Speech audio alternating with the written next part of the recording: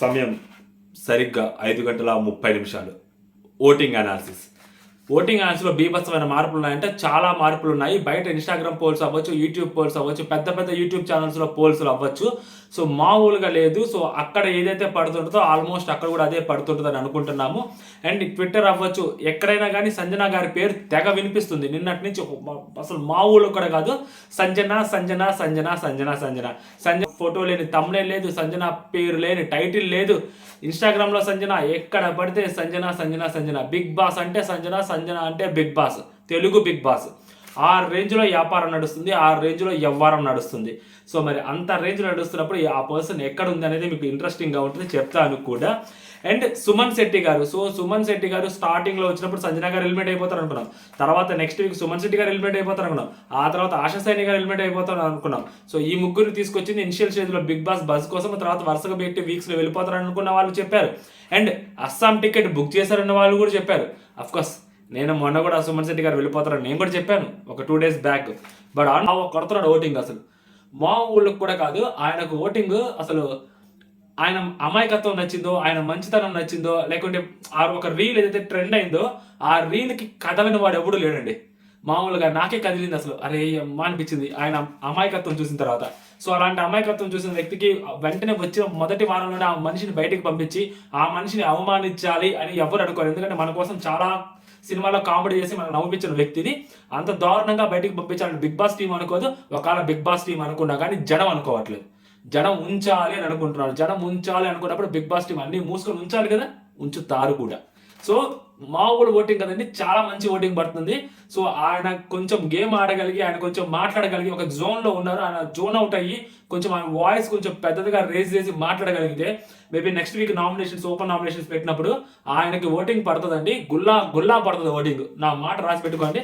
ఈ వీక్ అయితే ఆయన ఎలిమినేట్ అవ్వరు అని నాకు అనిపిస్తుంది.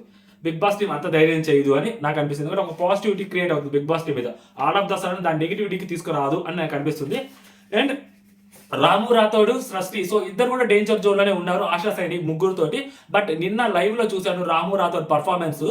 ఆ గేమ్ ఆడాడు ఆ అబ్బాయి, అసలు అరాచకం అంతే. అసలు ఆ పిల్లోడు చూడడానికి ఎలా ఉన్నాడు, ఆ పిల్లోడు ఎంత సేపు ఆడాడంటే మొత్తం కింద అవన్నీ రాడ్లు తీసినా కానీ నడుము పట్టేసింది అబ్బాయికి. యాక్చువల్లీ పట్టేసుకుంటారు కదా, కండరం పట్టేసుకుంటారు, అలా పట్టేసుకుని అబ్బాయి నడుస్తూ లాస్ట్ వరకు నిలబడ్డాడు. చూసిన వాళ్ళందరూ మామూలు కదా ఇన్స్టాగ్రామ్ లో రాము రాథోడ్ పేరు దుల్లా కొడుతున్నారు. ఆ టాస్క్ అతన్ని పెట్టనమాట. సో నాకు తెలిసి రాము రాథోడ్కి మంచి టాస్క్ పడుతుంది. ఈ రోజు ఎపిసోడ్ మీకు నైట్ ఎపిసోడ్లో చూపెడతారు కదా, కొంచెం మనోడు పర్ఫార్మెన్స్ ఎక్కువసేపు చూపెట్టినా కానీ మనోడికి ఓట్లు వేయని వాళ్ళు ఎవరు ఉండరు. సో ఖచ్చితంగా మనోడికి ఓట్లు వేస్తారు. లైవ్ చూసినప్పుడే నిన్నటి నుంచి ట్రెండ్లోకి మనోడు వచ్చాడనమాట. ఓటింగ్ బాగానే పడుతుంది. సో మనోడు కూడా సేఫ్ అనే నాకు అనిపిస్తుంది. సృష్టి వర్మకి తీసుకొస్తే, సృష్టి వర్మ గురించి ఆల్రెడీ మాట్లాడాను. ఆ అమ్మాయికి నోటికి అద్దు ఆపు ఉండదు.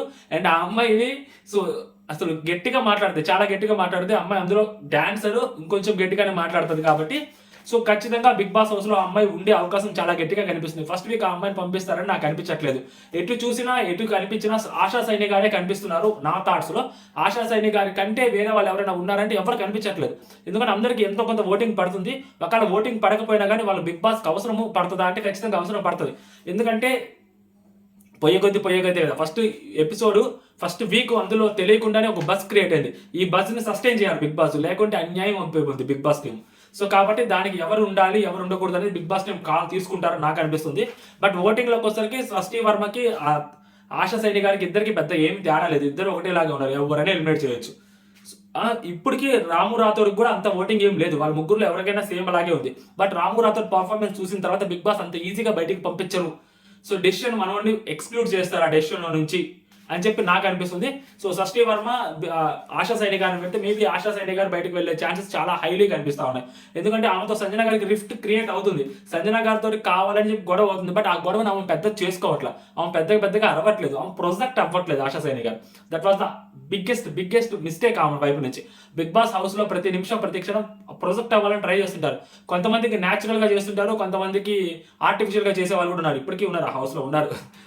కాకపోతే సో ఈమెకి అవకాశం వచ్చినా కానీ ఉపయోగించుకోవట్లేదు. సంజన గారి మీద అందరూ రైజ్ అవుతున్నారు, రివర్స్ అవుతున్నారు. బట్ సంజన గారు ఈమెతోటి రివర్స్ అవుతున్నప్పుడు ఈమె అన్ఫార్చునేట్లీ అసలు జస్ట్ ఒక మాట చెప్పి వదిలేస్తున్నారు. మేబీ ఈమెకు అది బిగ్గెస్ట్ మిస్టేక్ అవ్వచ్చు. అటు తిరిగి సంజన గారు వచ్చి కూర్చున్నారు. మా ఊళ్ళు కూడా కాదనమాట. డెమాన్ పవన్ కనిపిస్తున్నాడా ఓటింగ్లో అంటే మీ మీద ఒట్టు, నా మీద ఒట్టు, మనందరి మీద ఒట్టు, మీ అందరి మీద కాదు, నా మీద ఒట్టేసి చెప్తుండే డెమోన్ పవన్ కనపట్ల ఓటింగ్లో. పులిహోర రాజా బిగ్ బాస్ సీజన్ 9 ప్రామిస్ కనపట్లేదు డెమోన్ పవన్.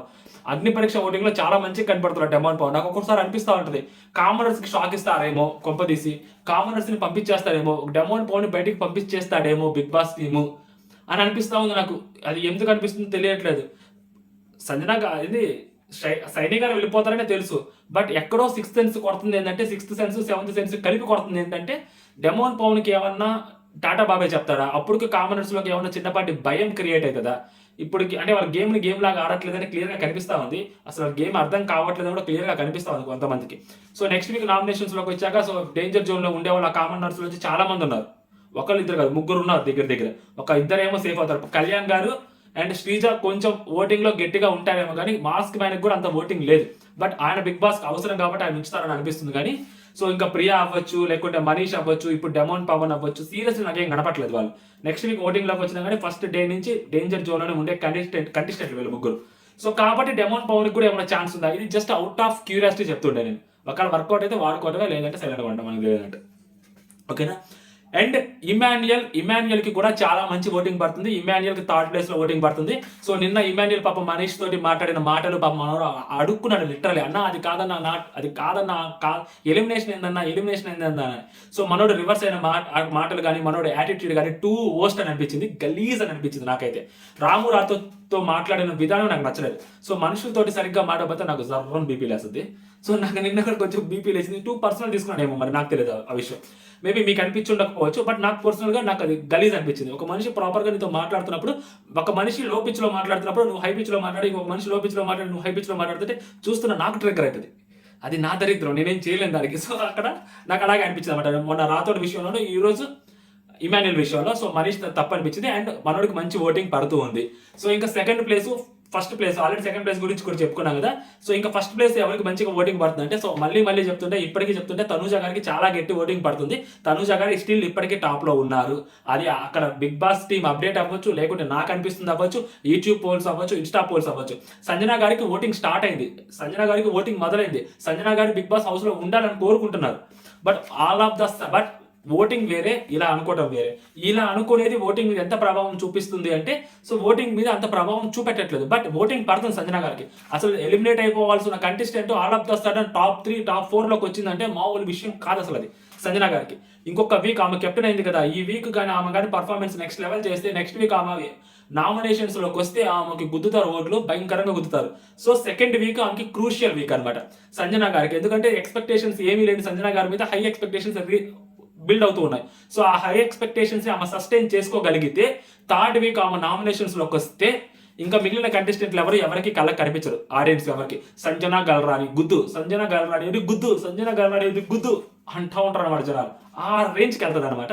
బట్ ఆ దానికి సెకండ్ వీక్ అనేది క్రూషియల్ వీక్. అది అప్పుడు ఏం జరుగుతుందో చూద్దాం. ఇప్పుడైతే మాత్రం ఓటింగ్లో సో థర్డ్ ప్లేస్లో అట్లా కనిపిస్తూ ఉన్నారు. ఇమాన్యుయల్కి మంచి ఓటింగ్ పడుతుంది. అంటే రీతూ చౌదరికి ఓటింగ్ పడుతుంది, బట్ ఆ ఓటింగ్ అక్కడ ఏం రిఫ్లెక్ట్ అవ్వట్లా. ఎందుకంటే ఆ హౌస్లో కూడా చేసేది ఏం లేదు. పులిహోరలో గడుపుతాము. అసలు రీతూ చౌదరి, నేను what I was expected. So Rithu Chowdary అంటే, రీతూ చౌదరి లోపల కానీ ఒక అటెన్షన్ క్రియేట్ చేస్తుంది, ఒక అందరు తన చుట్టూ తిరుగుతారు, ఇలా ఊహించాను నేను.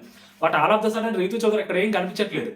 బట్ ఆమె కామనర్స్తో కలిసిపోయిన విధానము, ఆమె ఇమాన్యుయల్ కానీ అది చాలా మంచిగా కనిపిస్తుంది. సో రితు చౌదరి గేమ్ని మెల్లగా స్టార్ట్ చేద్దాం, మనం ఎక్కడికి పోతాంలే బొక్క, మనం ఉంటాం కదా, ఇప్పుడు తొందరపడి చేయాల్సిన అవసరం లేదు, చిన్నగా వెళ్దాంలే అన్న థాట్ ఆమెలో ఉండుండొచ్చేమో. కానీ as of now Rithu Chowdary గారికి ఓటింగ్ పడుతుంది, కానీ ఎలిమినేట్ అయిపోయే కంటెస్టెంట్ కూడా కాదు, అలానే తోపు కంటెస్టెంట్ కాదు, మధ్యలో ఏడవ చోటు ఉంది. డెమోన్ పవన్ కంటే పైన ఉండొచ్చు నాకు తెలిసి, డెమోన్ పవన్ కంటే కింద ఉండదు. డెమోన్ పవన్ కనపట్లేదు, మళ్ళీ చెప్తున్నాను, డెమోన్ పవన్ గేమ్లో అక్కడ హౌస్లో కూడా కనపట్లేదు, ఇక్కడ కూడా కనపట్లేదు. డెమోన్ పవన్ ఎక్కడ కనపట్లేదు, హౌస్లో పులిహోర కూడా కలుపుతున్నాడు. నెక్స్ట్ వీక్ ఒకవేళ డెమోన్ పవన్ ఈ వీక్ సేవ్ అయ్యి నెక్స్ట్ వీక్ ఆర్గ్యుమెంట్స్లో మనోడు ఏమైనా నామినేషన్స్లో ఏమైనా కనిపిస్తే, గేమ్స్లో టాస్క్లో కనిపిస్తే తప్పితే డెమోన్ పవన్కి ఎక్స్పోజర్ రాదు నాకు తెలుసు, నాకు అనిపిస్తుంది చెప్తున్నాను అనమాట. సో ఇది సంగతి.